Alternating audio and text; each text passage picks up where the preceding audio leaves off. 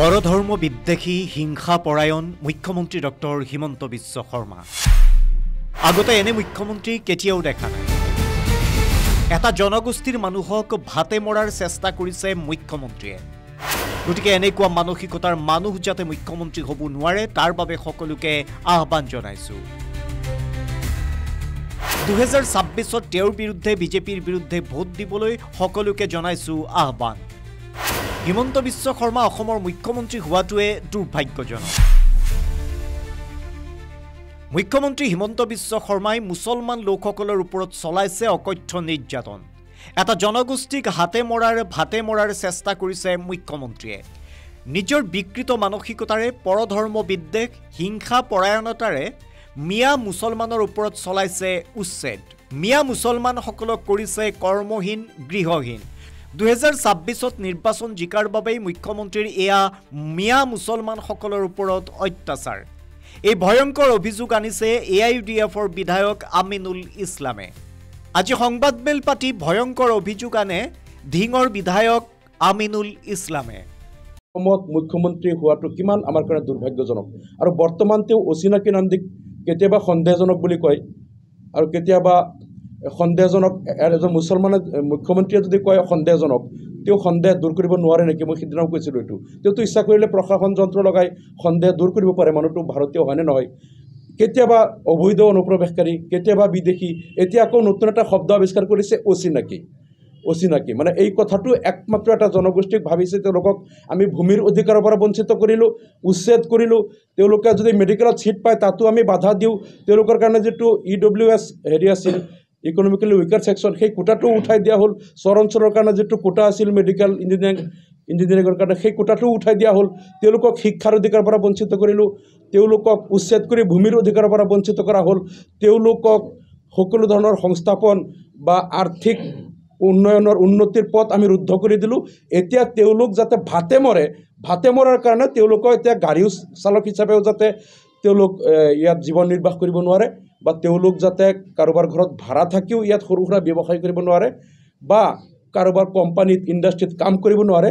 মানে এই জনগোষ্ঠীটোক হাতে মাৰি অসমৰ পৰা নিঃশেষ কৰিব বিচাৰিছে। দুৰ্ভাগ্যজনক কথাটো হ'ল এগৰাকী মুখ্যমন্ত্ৰীৰ যদি এইটো মনোবৃত্তি হয়, তেওঁৰ যদি এইটো মানসিকতা হয়, তেনেহ'লে এই ৰাজ্যখনৰ ভৱিষ্যত কি হ'ব? ইয়াৰ পূৰ্বে আমি অসমত বহুত মুখ্যমন্ত্ৰী আমি দেখিছোঁ, যিসকল মুখ্যমন্ত্ৰী হয়তো মুছলমানৰ কাৰণে ভাল কৰা নাই, মুছলমানৰ বিৰুদ্ধেও কাম কৰিছে, কিন্তু খোলাখুলিকৈ কোনোদিন তেওঁলোকে কোৱা নাই যে মই মিয়াৰ বিৰোধী, মই মুছলমান মিয়াক কষ্ট দিমেই, জুবিন গাৰ্গৰ মৃত্যুৰ তদন্ত চলি থাকিব, কিন্তু লগে লগে মিয়া জনগোষ্ঠীক মই কষ্ট দিয়েই থাকিম, মিয়া জনগোষ্ঠীক শান্তিত মই থাকিব নিদিওঁ, যেতিয়ালৈকে মই আছোঁ তেওঁলোকক মই অশান্তিত ৰাখিম। এনেধৰণে নিজৰ যিটো পৰধৰ্ম বিদ্বেষী হিংসাপৰায়ণ ঘৃণাসূচক মানসিকতা খোলাখুলিকৈ প্ৰকাশ কৰা মুখ্যমন্ত্ৰী কিন্তু অসমত আজিলৈকে অহা নাই। পূৰ্বে মুখ্যমন্ত্ৰী কোনোবাই যদি ভিতৰি অলপ সাম্প্ৰদায়িক মনোবৃত্তিৰ আছিলোঁ, কিন্তু বাহিৰে কিন্তু তেওঁলোকে দেখুৱাইছিল মই ধৰ্মনিৰপেক্ষ, সকলো জাতি জনগোষ্ঠীৰ প্ৰতি মোৰ সমান সদ্ভাৱ আছে, সকলোৰে প্ৰতি মই সমভাৱাপন্ন, এনেকুৱা এটা তেওঁলোকে কিন্তু দেখুৱাইছিল। আনকি মই বহুত ভাল পাইছিলোঁ প্ৰাক্তন মুখ্যমন্ত্ৰী সৰ্বানন্দ সোণোৱাল ডাঙৰীয়া। তেখেতে যিটো বৰাক ব্ৰহ্মপুত্ৰ পাহাৰ ভৈয়াম, তেখেতে প্ৰত্যেক বক্তব্যত এই কথাটো কৈছিল, বৰাক ব্ৰহ্মপুত্ৰ পাহাৰ ভৈয়াম আমি সকলোৱে 126 জন বিধায়ক আমি টীম আছাম, আমি অসমখনক আগুৱাই লৈ যাব লাগিব। আৰু তেখেতে মুখেৰে যিটো কথা কৈছিল, কাজে কৰ্মেও আমি দেখিছিলোঁ তেখেতে কিন্তু বহুখিনি সেইখিনিত তেখেতে দেখুৱাই গৈছিল। কিন্তু ইমান নিৰ্লজ্জভাৱে উলংঘভাৱে নিজৰ বিকৃত মানসিকতা, পৰধৰ্ম বিদ্বেষী চৰিত্ৰ আৰু পৰধৰ্মৰ প্ৰতি ঘৃণা হিংসা, যিটো আত্মিক বেমাৰ, এইটো মানুহৰ আত্মাৰ যাৰ বেমাৰ থাকে, আত্মিক বেমাৰ হ'ল পৰধৰ্মক ঘৃণা কৰা, হিংসা কৰা, মানুহৰ বেয়া চিন্তা কৰা, মানুহক ক্ষতি কৰিব বিচৰা, এইটো হ'ল মানুহৰ আত্মিক বেমাৰ। গতিকে মুখ্যমন্ত্ৰীৰ নিচিনা এটা পদবীত থাকি এজন মানুহে যদি নিজৰ আত্মিক বেমাৰখিনি খোলাখুলিকৈ প্ৰকাশ কৰে, তেওঁ লাজ নাপায় যে মোৰ আত্মাত যে বেমাৰ আছে, মই যে হিংসাপৰায়ণ মানুহ, পৰধৰ্মক যে ঘৃণা কৰোঁ, বেলেগক ক্ষতি কৰোঁ, তেওঁলোকক ভাতে মাৰিব মই চেষ্টা কৰোঁ। অসম বিধানসভাতো কেতিয়াবা কয় আমাৰ মানুহ আপোনালোকৰ মানুহ, তেতিয়া মই এবাৰ প্ৰতিবাদ কৰিছিলোঁ, মুখ্যমন্ত্ৰী হৈ আমাৰ তোমাৰ বুলি মানুহক ভাগ কৰিব নোৱাৰে, সকলো মানুহ আপোনাৰ মানুহ, আপুনি অসমৰ মুখ্যমন্ত্ৰী। কিন্তু যে খোলাখুলিকৈ যে তেখেতে এইবিলাক কৰি আছে, একমাত্ৰ তেখেতৰ এজেণ্ডা হ'ল যে মুছলমান মিয়াৰ বিৰুদ্ধে মই যিমানেই এগ্ৰেছিভ মই এক্টিভিটি কৰিম বা তেওঁলোকৰ বিৰুদ্ধে মোৰ আগ্ৰাসী মই যদি মই সিদ্ধান্ত বা নীতি গ্ৰহণ কৰোঁ তেনেহ'লে উজনি অসমৰ মানুহে মোক ভাল পাব বা জাতীয়তাবাদী শিবিৰে মোক ভোট বেছিকৈ পাব।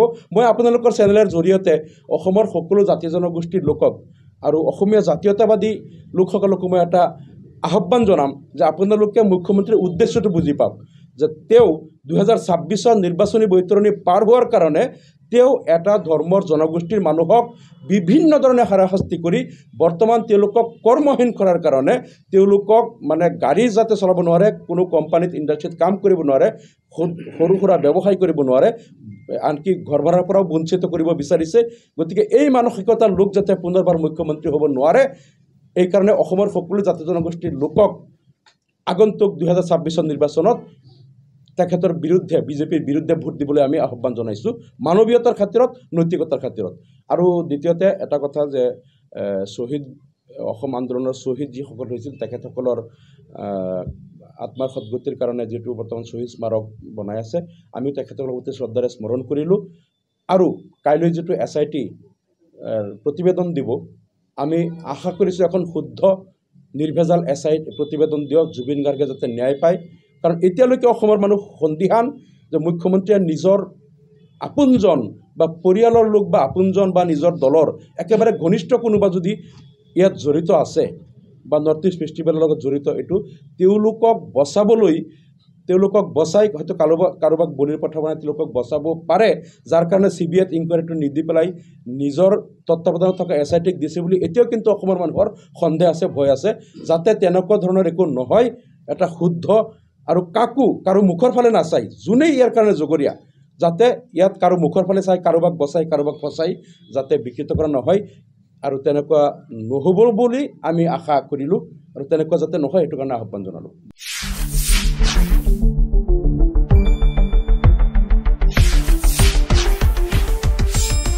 শুদ্ধ আৰু বিস্তৃত বাতৰিৰ বাবে চাই থাকক নিউজ ডেস্ক ৰিপৰ্ট।